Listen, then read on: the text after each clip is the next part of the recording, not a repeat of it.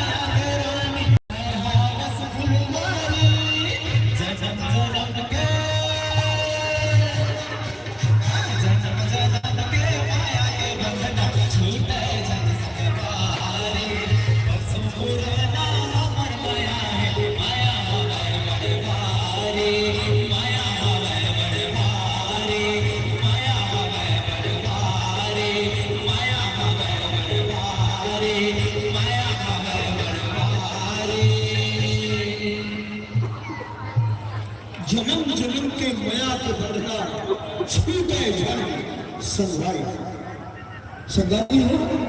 आप लोग पढ़ कर यहाँ विराजे हो, फिर ताली बजाए में आपको कंजूसी का बात। भाई हर इंसान की जिंदगी में कभी खुशी कभी गम होता है।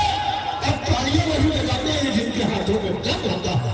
इतना दम है आप लोगों के हाथों में, तालियां बजाने में कंजूसी।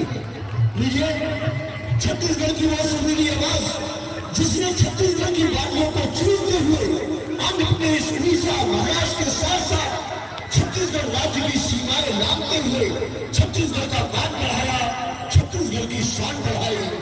वो सुरीली आवाज लोक चंदा लोक कला मंच की गायिका आरती सिंह आ रही है एक बार फिर आप लोगों के बीच लक्ष्मीकांत जी के साथ।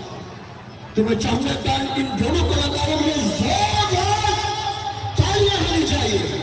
आरती सिंह और लक्ष्मीकांत।